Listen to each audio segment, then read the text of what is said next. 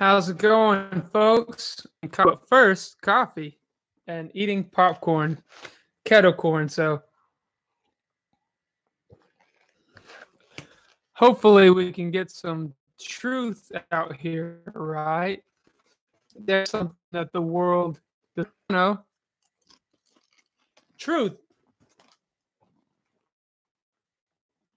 It means to take the cover off. That's what apocalypto means, which is from is where we get the word revelation, apocalypto, move the cover. So Alanthano, when Jesus says, "My flesh is meat indeed, and my blood is drink indeed," that word means of a truth. So to discover something or to cover something, same idea of apocalypto. That's where we get our word apocalypse. So an apocalypse is a big disaster, the way you've been told. It just means to remove the cover. So as we grow, more and more things become cover, or you're just caught in habit, tradition, routine, day-to-day life, right? Just mold. So whenever we speak to people about truth, that's what we're doing. We're uncovering that which has been hidden and hidden. It's been hidden through propaganda, through dress up, through false instructions that we've been raised with. And that's there to talk about the doctrine to create a denomination. If the Baptist church was exactly similar, that means that you could just waltz around any of them, right? But then why would you need to give your money to any particular one? Why would you need to be controlled by one? See, that's the purpose of the heresy. That's the purpose of the doctrinal wedge, is so you can create the vacuum to reel people in.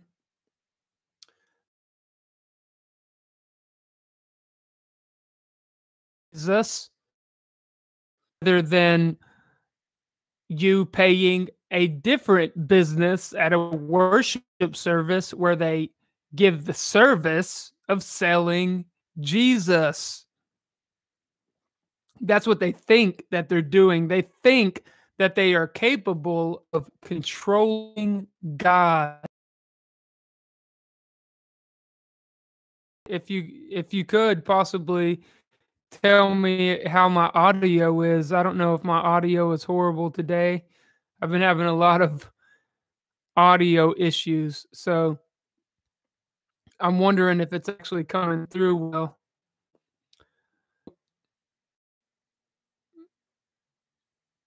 In order to understand the doctrinal wedge, you need to know a little bit something about the science of the mob. If you have an auditorium or you have several hundred and you start using inflammatory rhetoric, isn't that what politicians do?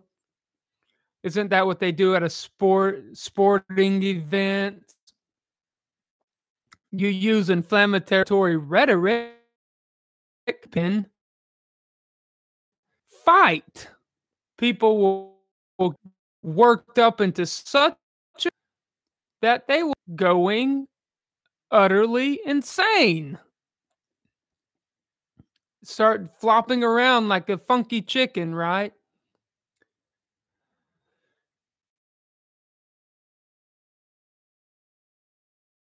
Right? Isn't that what makes the true gathering unique, the true fellowship, these communications out here unique? That we can send an email, we can share in something with the believer because there's so many different kinds of people and God uses different kinds of. That's the concept of synecdoche, which means a part is a whole. So they create their dogmas to divide particular kind of people. But it's always going to the same thing, the liturgy, the worship service. The come in, grab your pamphlet, sit down, and follow along as we sing the first hymn. Pick up your hymn and turn to 96. I'll sing to the rugged cross. Right? That's what people are doing today. If I know what day it is, I'm a stay-at-home dad.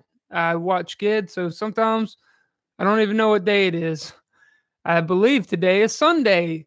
So that means that billions are going to play in a G, right? They're going to stand around and sing songs, religious game. Sorry, Roman Catholicism, the Protestant Reformation was supposed to be protesting Roman Catholicism, who is the amalgamation of the Babylonian, Persian, Grecian, Roman systems of the kings and the wise men, and the kings of the earth set themselves to subdue people. You have to ethnocentricize them. Ethnocentricity, right? Get them under your habit, get them under your tradition, and then monopolize and colonize and sources. Take their slaves, right? Isn't that what's happening in the world today? Oh, but we don't want truth out on the internet, do we? You'll never be heard by people, right? If you speak the truth. God says to speak the truth anyways, doesn't he?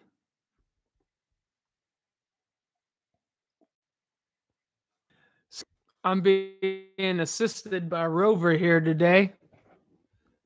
The Dalmatian, you know, the spotted cats in America were hunted to extinction.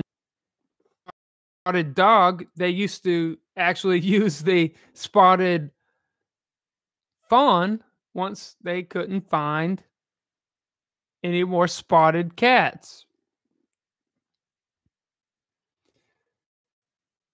That has to do with the spotted Babylon.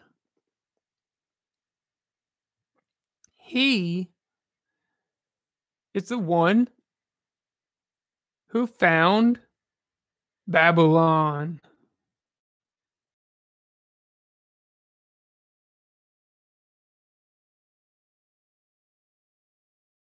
10, verse 7, 8, or 9. Ham, Hermes, Ham, Hebrew way of saying her. In Egypt, it's her. And mes means to be drawn forth, from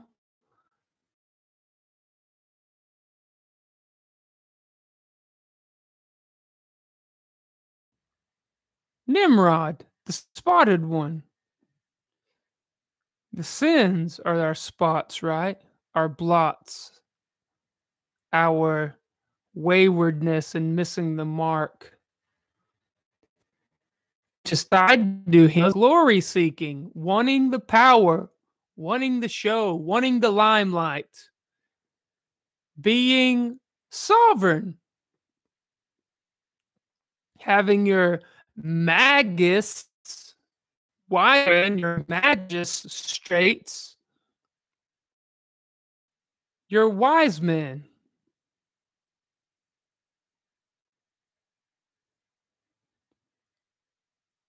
And why would anybody want any of that? Because it feels good, right? The Epicurean philosophy, hedon. These men's God. You see a man that shows respect of persons, that man will betray you for a morsel of bread. Flattery of the prophets. Oh, great king, go into battle. You'll be fine, they told Ahab. And only one person stood up, and his name was Micaiah.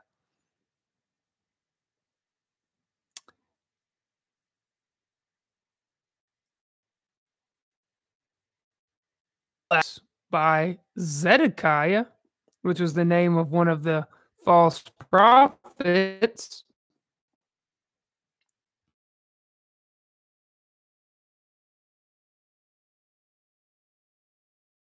And the king of northern Israel, king of southern Israel, both were standing right there. That was Ahab's last battle.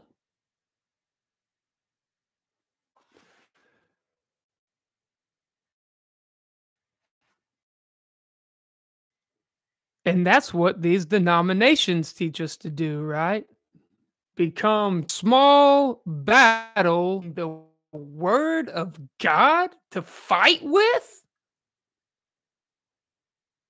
To turn the word of God into swords and fiery arrows because we're reading it through a doctrinal lens, false doctrine.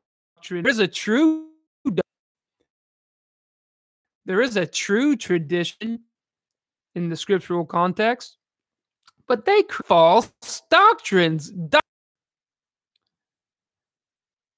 The dogma of transubstantiation, the dogma of apostolic.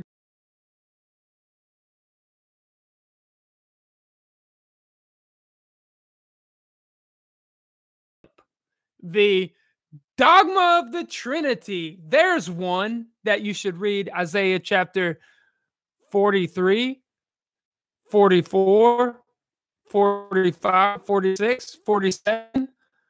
Hosea, the Torah mentions it over and over and over again. Yahweh is God. Matthew chapter 1, they shall call his.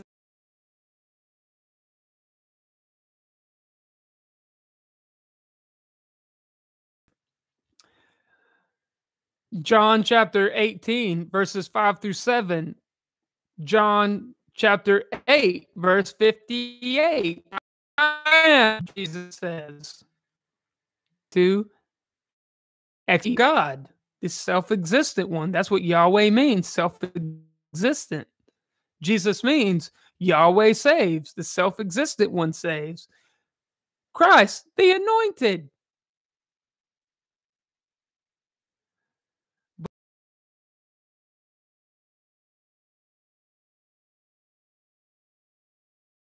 Break their bands asunder and cast their cords from off of us. That's Psalm chapter 2. Psalm chapter 1 explains that you're blessed when you don't walk in the way sit in the seat of scoffers or stand in the way with these evil counsel.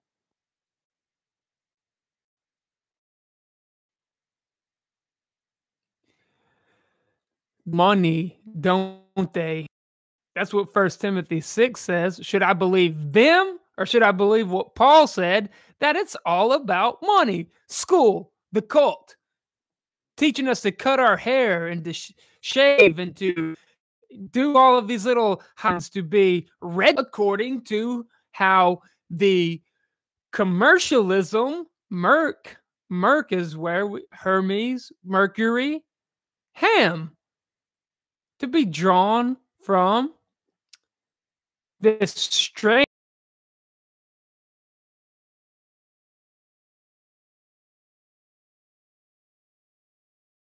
these Grecian, Roman orators in school and divide it all into these weird little compartmentalizations.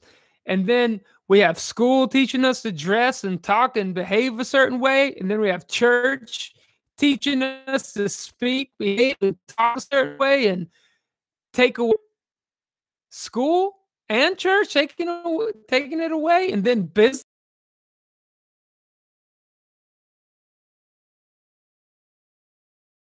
and work for the military. You join a cult, right?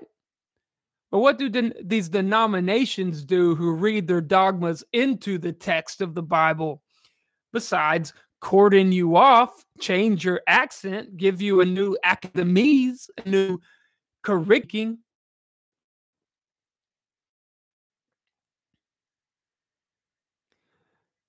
and spoil our minds through philosophies and vain deceit, to follow false teachings everywhere.